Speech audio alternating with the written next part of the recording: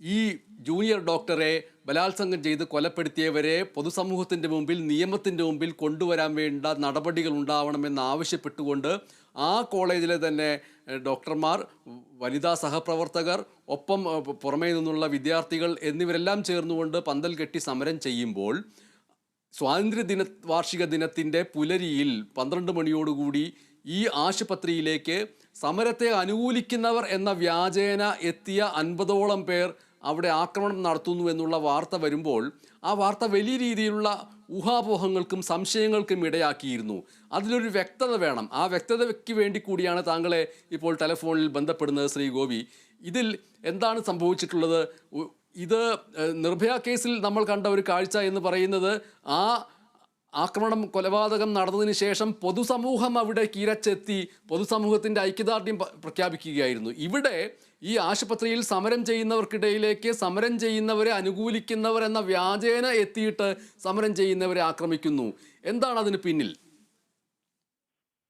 പിന്നിൽ എന്താണെന്ന് ഇപ്പൊ കൃത്യമായിട്ട് നമുക്ക് പറയാൻ കഴിയുന്ന നിലയിൽ എത്തിയിട്ടില്ല.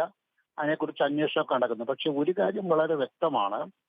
ഈ ജൂനിയർ ഡോക്ടറെ ബലാത്സംഗം ചെയ്ത് കൊലപ്പെടുത്തിയ സംഭവമായിട്ട് അതിനുശേഷം ബംഗാളിലെ വൻതോതിലുള്ള പ്രതിഷേധമാണ് അലയടിച്ചുകൊണ്ടിരുന്നത്. അത് ദിനംപ്രതി വർദ്ധിച്ചു വരികയാണ്. ഇന്ന് വെളുപ്പിന്, അതായത് സ്വാതന്ത്ര്യദിനത്തിന്റെ പുലരിയില് രാത്രി 11:55 മുതൽ 12:15 വരെ സംസ്ഥാനത്തൊട്ടാകെ എല്ലാ മെഡിക്കൽ കോളേജുകളിലും ഹോസ്പിറ്റലുകളും മാത്രമല്ല സംസ്ഥാനത്തെ പ്രധാന നിരത്തുകളിലും വീടുകളിലും ടൗണുകളിലും ഗ്രാമങ്ങളിലും എല്ലാം സ്ത്രീകൾ വൻതോതിൽ 10,000 അല്ല ലക്ഷക്കണക്കിന് സ്ത്രീകൾ ഇറങ്ങി പ്രതിഷേധിച്ച ഒരു കാഴ്ചയാണ്.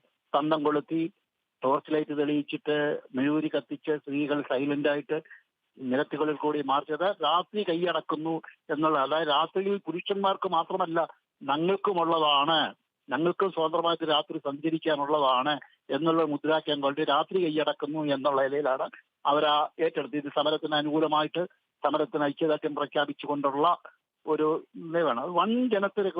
വൻതോതിലാണ്. പ്രത്യേകിച്ച് സ്ത്രീകൾ മാത്രമല്ല മറ്റുള്ള ജനവിഭാഗങ്ങളും പുരുഷന്മാരും വിദ്യാർത്ഥികളും ഒക്കെ ധാരാളം. പക്ഷെ സ്ത്രീകളാണ് അത് നേതൃത്വം കൊടുത്തുകൊണ്ട് മുമ്പിൽ വന്നത്.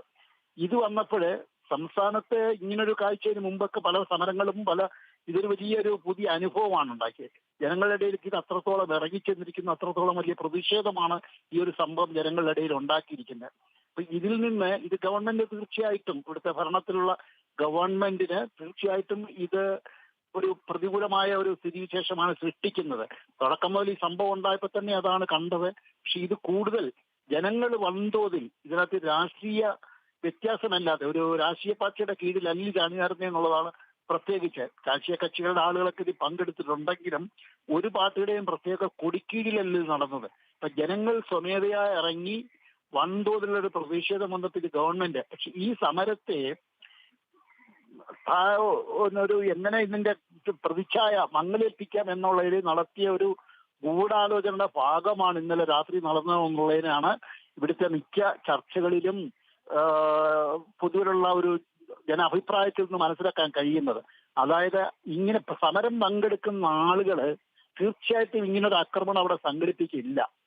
സമരം നടന്നുകൊണ്ടിരിക്കുമ്പോഴേ പുറത്ത് അവിടെ പന്തൽ കെട്ടി സമരം നടക്കുന്നുണ്ടായിരുന്നു. ആദ്യത്തെ ദിവസം മുതൽ തന്നെ, ഈ കൊലപാതകം നടന്ന പിറ്റേ ദിവസം മുതൽ തന്നെ സമരം നടക്കുന്നുണ്ട്. എങ്കിലും ഇന്നലെ അവിടെ വൻതോതിലാണ് കോളേജിന്റെ മുമ്പിൽ, ആർജിക്കർ കോളേജിന്റെ മുമ്പിൽ ആളുകൾ, മെഡിക്കൽ കോളേജിന് മുമ്പിൽ ആളുകൾ തടിച്ചുകൂടിയത്. അപ്പൊ അവരുടെ ഇടയിൽ നിന്ന് കടന്നു ചെന്നു എന്നുള്ളൊരു വാഗ്യേന ഇത് നേരത്തെ തന്നെ വളരെ കരുതി കൂട്ടി വളരെ സംഘടിതമായ ഒരു ആക്രമണമാണ് നടന്നത്. 40-50ഓളം ആളുകൾ ഉള്ളിൽ കണ്ടതെല്ലാം അടിച്ചു പൊട്ടിച്ചു. അവിടെ പോലീസ് ഔട്ട് പോസ്റ്റ് ഉണ്ട്. ഈ പോലീസ് ഔട്ട് പോസ്റ്റ് ആദ്യം തന്നെ അടിച്ചു പൊളിക്കുകയായിരുന്നു അവർ ചെയ്ത്.